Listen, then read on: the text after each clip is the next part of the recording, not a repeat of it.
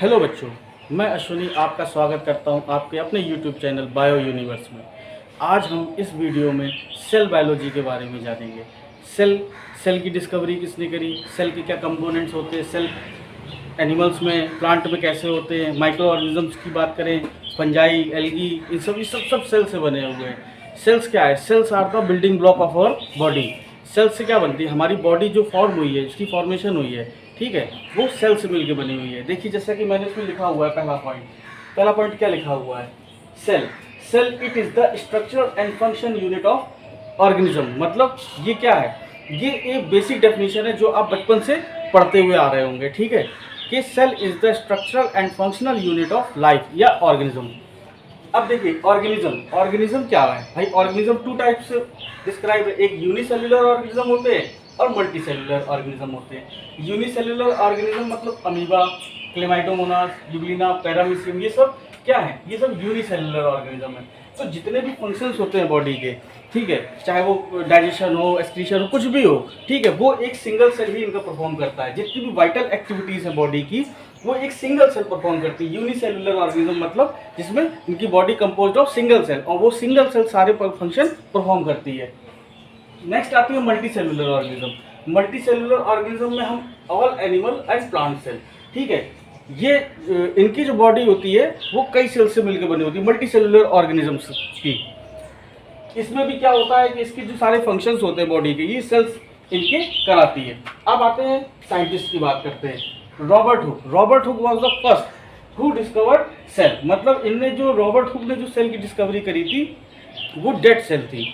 Dead cell, देखिए ये जो कॉर्क सेल लिखा हुआ है मैंने, कॉर्क सेल, ये एक प्लांट होता है, क्वेरिकस सुगर। एक प्लांट होता है, इसको बोलते हैं हम क्वेरिकस सुगर, ठीक। ये ओक ट्री होता है, जो ओक ट्री की प्लांट की जो बॉटल कॉर्क होती है उसकी इनने स्टडी करी और देखा क्या कि एक जो हनी बी का अम्ब्रेला होता है, इस तरह से कुछ सेल्स थी। ये इस तरह से ये सेल्स बनी हुई थी। तो इनने इन सेल्स को ऑब्जर्व किया और देखा, और इन्होंने बताया कि ये क्या है, ये डेड सेल है, ठीक। आफ्टर दैट, ठीक है, जब ये डिस्कवरी हो गई उसके बाद ये रॉबर्ट हुक ने ये 1665 में ये काम किया था, ठीक है। तो उसके करीब काफ़ी समय बाद फिर एंटनी वॉन लीवेनहॉफ, ये एक साइंटिस्ट आए, इन्होंने पहली बार लिविंग सेल की डिस्कवरी करी, ठीक है। आपसे पूछा जाता है who is the father of bacteriology. देखिए एक पेन और एक कॉपी लेके आप बैठिएगा, ठीक है। तो जो मैं बोल रहा हूँ तो वो भी कुछ इंपॉर्टेंट है, वो आप नोट कर सकते हैं। जैसे एंटनी वॉन लीवेनहॉफ लिविंग सेल की इनने डिस्कवरी करी थी, ठीक है। लीवेनहॉफ को ही हम फादर ऑफ बैक्टीरियोलॉजी भी कहते हैं, ठीक है। दूसरी चीज, स्पर्म की, ओवम की भी डिस्कवरी करने वाले कौन थे? एंटनी वॉन लीवेनहॉफ थे। देन उसके बाद जब सेल में हमको एक सेंटर में एक मास दिखाई देता है, उसको न्यूक्लियस बोलते हैं, और न्यूक्लियस की डिस्कवरी करने वाले कौन थे? रॉबर्ट ब्राउन और scientist who discover the nucleus. After the discovery of nucleus the two scientist Matthias Schleiden and Theodor Schwann, देखिए शेल्डन और श्वान ने मिलकर के एक थ्योरी दी थी, सेल थ्योरी प्रोपाउंड करी थी, ठीक है।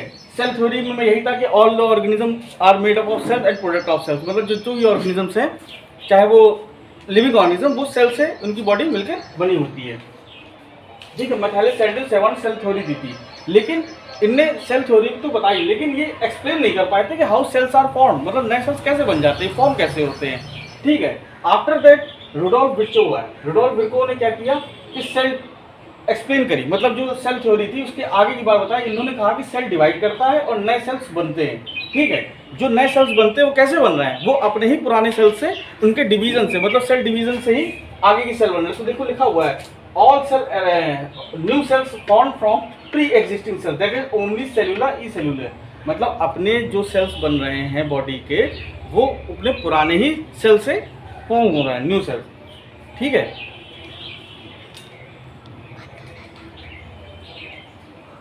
उसके बाद तो इन्होंने क्या किया, ये सेल थ्योरी को फाइनल टच दिया। फाइनल शेप देने वाले सेल थ्योरी को कौन थे?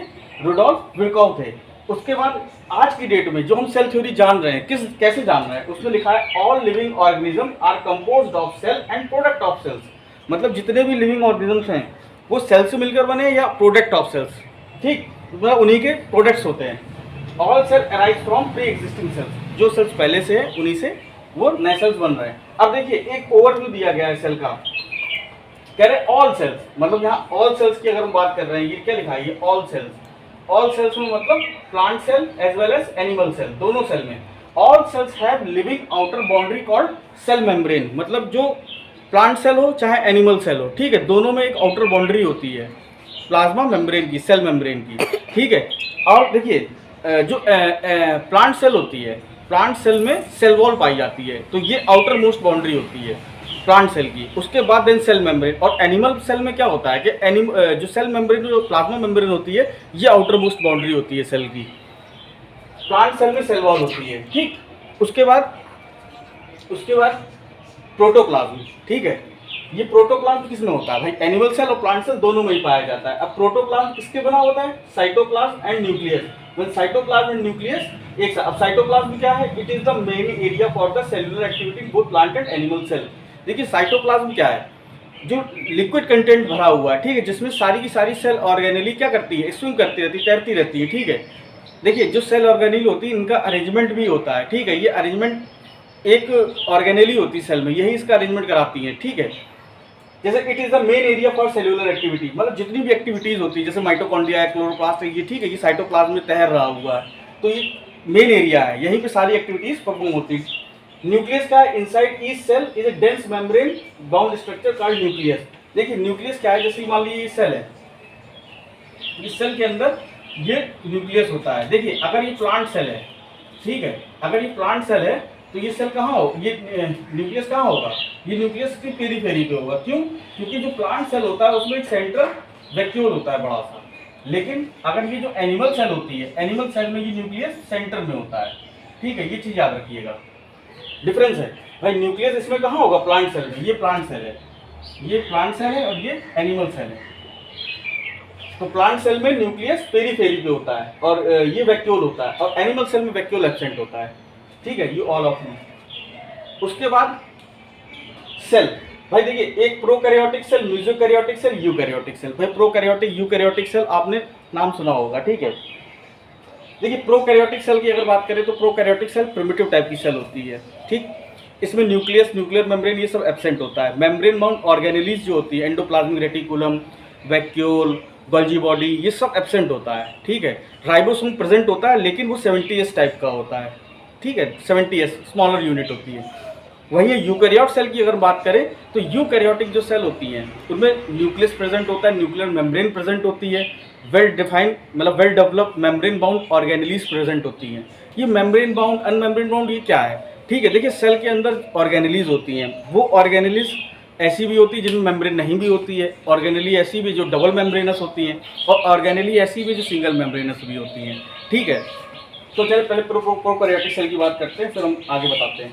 Nuclear membrane and histone protein absent, मतलब प्रोकैरियोटिक सेल में न्यूक्लियर मेम्ब्रेन, न्यूक्लियस ये सब एब्सेंट होता है। डीएनए जो होता है, ठीक है, जैसे प्रोकैरियोटिक सेल की बात करें हम, ठीक। तो प्रोकैरियोटिक सेल में जैसे बैक्टीरिया है, तो बैक्टीरिया की सेल जैसे ये है, ये मान लीजिए बैक्टीरिया की सेल है, ठीक है। बैक्टीरिया की सेल में सेल वॉल भी होती है, ठीक है। ये मान लीजिए इसकी सेल मेम्ब्रेन है अंदर बैक्टीरिया की, ठीक। अब इसमें जो डीएनए होता है, ठीक है, एक तो डीएनए ये होता है, ठीक है, और एक सर्कुलर डीएनए भी होता है, सर्कुलर डीएनए, ठीक है। तो नेकेड डीएनए होता है। नो मेम्ब्रेन बाउंड ऑर्गेनेल, मतलब mitochondria, chloroplast, endoplasmic reticulum, vacuole, ये एब्सेंट होता है।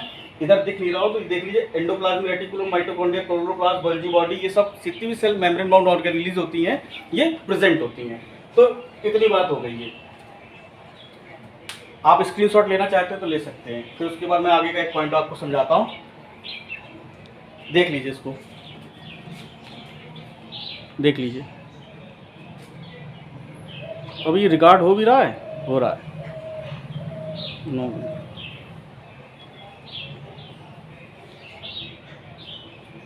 ठीक है।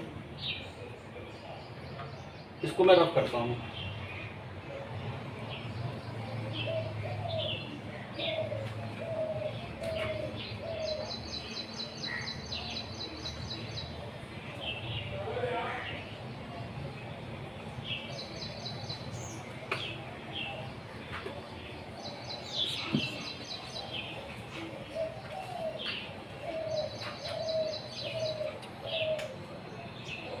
जैसे ये एक सेल है,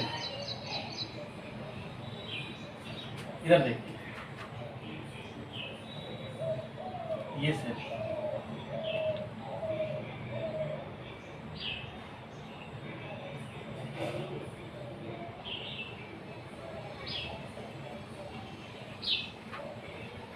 दिस इज प्रोकैरियोटिक सेल।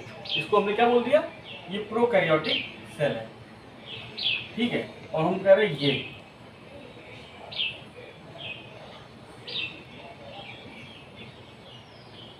ये यूकैरियोटिक सेल। हम कैसे कह सकते हैं, देखिए एक सेल बनाने के लिए क्या क्या जरूरत हो सकती है, सेल की क्या डिमांड करता है, ठीक। अभी तो आपने कह दिया ये सेल, भाई कैसे सेल है, हमने तो कह दिया ये सेल है, ठीक। देखिए सेल के लिए क्या रिक्वायरमेंट होती है, देखिए सबसे पहली चीज एक चीज याद रखिए आप, अगर साइटोसॉल है, भाई सेल के अंदर ये लिक्विड भरा हुआ है, ठीक है, साइटोसॉल कहते हैं इसको। साइटोसॉल और इसके लिक्विड में अगर सेल ऑर्गेनेलीज भी हो, जैसे माइटोकॉन्ड्रिया हो गया, ठीक है, और क्लोरोप्लास्ट हो गया, गोल्जी बॉडी हो गई, न्यूक्लियस हो गया, ये सब प्रेजेंट है, ठीक है। Cytoplasm plus cell organelle,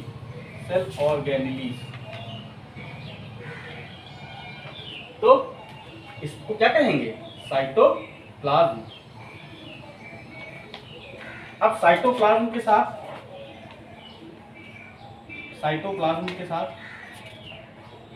nucleus भी है, न्यूक्लियस।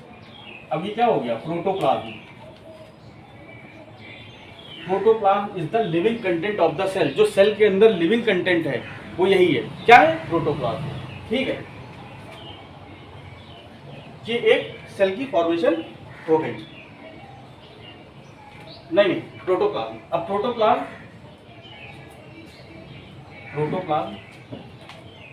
प्लस, अब प्रोटोप्लाज्म में क्या है भाई, ऊपर सबसे आउटर मोस्ट लेयर क्या है, एनिमल सेल की सेल मेम्ब्रेन, ठीक है। प्रोटोप्लाज्म प्लस सेल मेम्ब्रेन, तो ये क्या हो गया, प्रोटोप्लास्ट, मतलब ये एनिमल सेल की बात हो गई। अब इसी प्रोटोप्लास्ट के साथ अगर सेल वॉल भी आ जाए, प्रोटोप्लास्ट प्लस सेल वॉल, तो ये क्या बन गया, ये आपका बन गया प्लांट सेल, ठीक है। देख लीजिए, नोट कर लीजिए,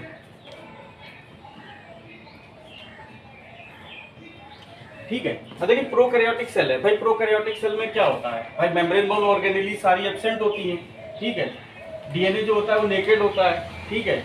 न्यूक्लियस एब्सेंट होता है, ये जो फोल्डिंग्स पाई जाती है ये मीजोसोम्स होती हैं, ठीक है।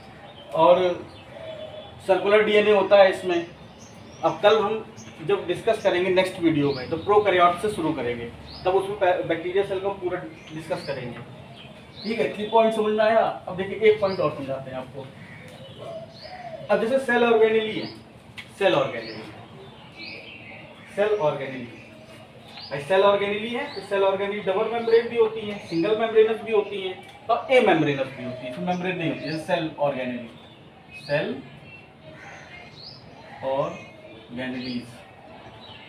ठीक है। जैसे एक सेल ऑर्गेनेली इधर देखते हैं, ए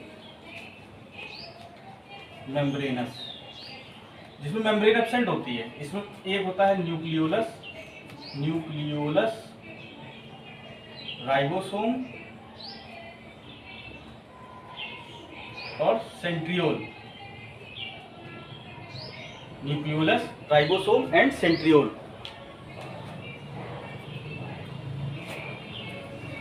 सिंगल मेम्ब्रेन,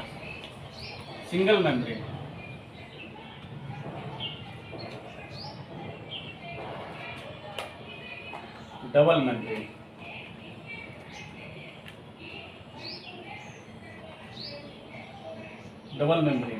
ठीक है।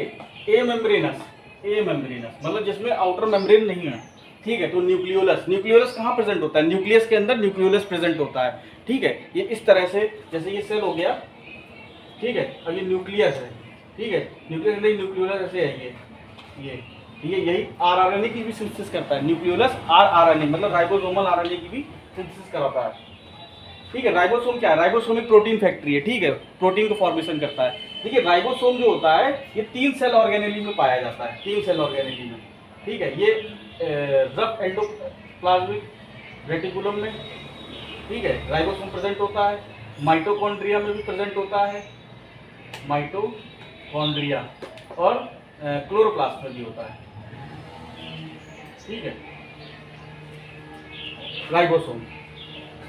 ये देखिए, ये सिंगल मेम्ब्रेनस कौन कौन सी होती है, सिंगल मेम्ब्रेनस, ठीक है, जैसे गोल्जी बॉडी हो गई, गोल्जी बॉडी, ठीक है, वैक्यूल और एंडोप्लाज्मिक रेटिकुलम, एंडोप्लाज्मिक रेटिकुलम और माइक्रोट्यूब्यूल्स, माइक्रोट्यूब्यूल हो गए, और इसमें एंडोप्लाज्मिक रेटिकुलम लाइसोसोम भी होते हैं, लाइसोसोम। देखिए एक होता है लाइसोसोम और एक होता है स्फेरोसोम, स्फेरोसोम। देखिए लाइसोसोम जो होते हैं ये एनिमल सेल में पाए जाते हैं। लाइसोसोम क्या है भाई? Lysosome are the organelle which are found in the animal cell, और इनको हम सुसाइडल बैग कहते हैं, आत्महत्या की थैली। मतलब लाइसोसोम क्या है? सुसाइडल बैग्स होते हैं। और प्लांट में ये क्या होते हैं? स्फेरोसोम।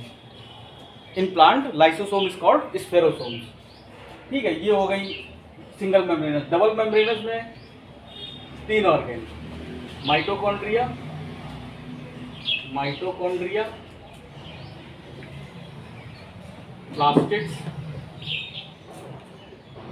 प्लास्टिड्स और न्यूक्लियस, ठीक है, न्यूक्लियस। प्लास्टिड्स प्लांट में पाए जाते हैं। 3 तरीके के प्लास्टिड्स होते हैं, क्लोरोप्लास्ट, क्रोमोप्लास्ट और ल्यूकोप्लास्ट, ठीक। अभी बता देंगे प्लास्टिड्स के बारे में। तो ये देख लीजिए आप, Golgi body, vacuole, endoplasmic reticulum, microtubule, ठीक है, और साइटोस्केलेटन भी इसमें, जिसमें साइटोस्केलेटन जिसमें सीलिया, फ्लैगेला वगैरह उनकी बात हो जाएगी। साइटोस्केलेटन, माइक्रोट्यूब्यूल, माइक्रोफिलामेंट, ये साइक्लोस्केलेटन के अंत आते हैं, ठीक है। ये हो गए। अब हम देखते हैं जरा सा सेल वॉल के बारे में जान लेते हैं। ऑर्गेनिज्म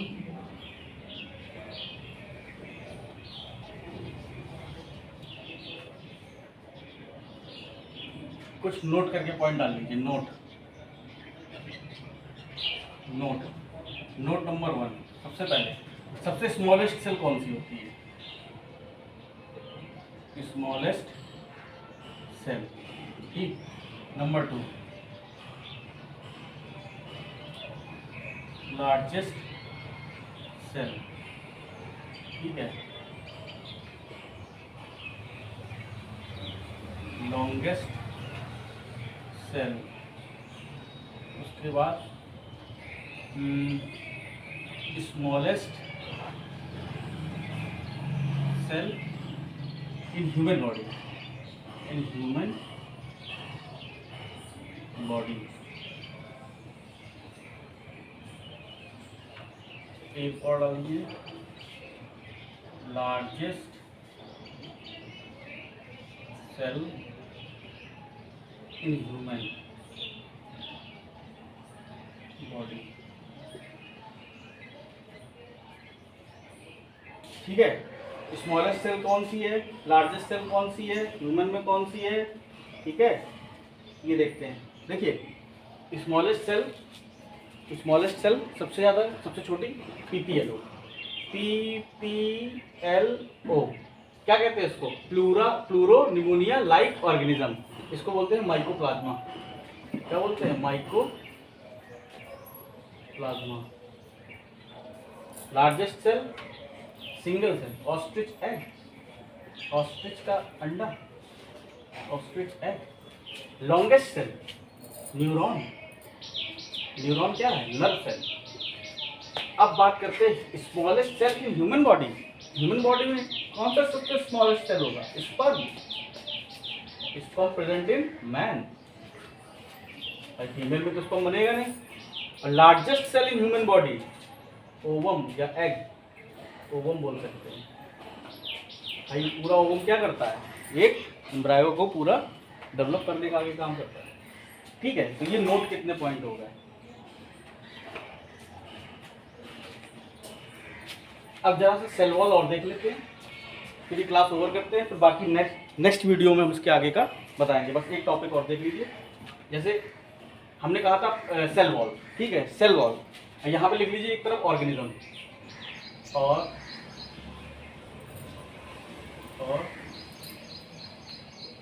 ऑर्गेनिज्म, और यहाँ पे सेल वॉल। भाई खाली प्लांटिंग में नहीं पाई जाती सेल वॉल, और भी जगह पाई जाती है, देख लीजिए। ठीक है, सबसे पहले प्लांट्स में कैसी होती है सेल वॉल, ये सेल्यूलोज की बनी होती है, सेल्यूलोज या हेमी सेल्यूलोज, हेमी सेल्यूलोज, ठीक है, पेक्टिन, ठीक है, ये सब होता है। उसके बाद एल्गल सेल वॉल, कैसी होती है, पंजाई की सेल वॉल कैसी होती है, ठीक है, डायटम्स में भी सेल वॉल पाई जाती है, बैक्टीरिया में भी सेल वॉल पाई जाती है भाई, बैक्टीरिया में, ठीक है, एल्गल सेल वॉल, ठीक है,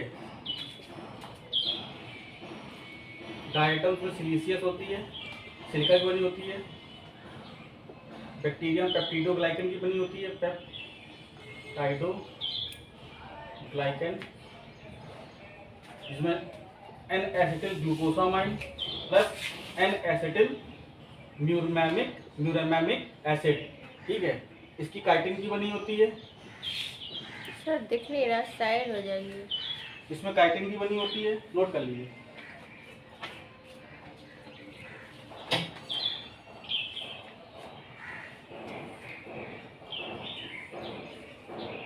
इसकी भी सेलुलोज की बनी होती है,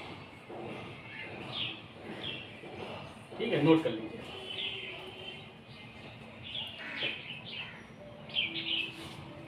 तो यहाँ तक की बात हो गई है, ठीक है। इसके आगे अभी हमको राइबोसोम्स के बारे में पढ़ेंगे, प्रोकैरियोटिक के बारे में पढ़ेंगे, ठीक है, प्रोकैरियोट्स क्या होते हैं, यूकैरियोट्स क्या होते हैं, ठीक है। फिर फर्दर हम एक एक सेल ऑर्गेनेली को डिस्कस करते हुए आगे बढ़ेंगे, ठीक है। Cell wall, cell membrane, mitochondria, lysosome, endoplasmic reticulum, Golgi body, एक एक ऑर्गेनेली को उठाएंगे और क्लियर करेंगे। आफ्टर दैट सेल साइकिल और ये चैप्टर ओवर होगा, ठीक है। तो नेक्स्ट वीडियो में मिलते हैं, till that bye bye, good bye.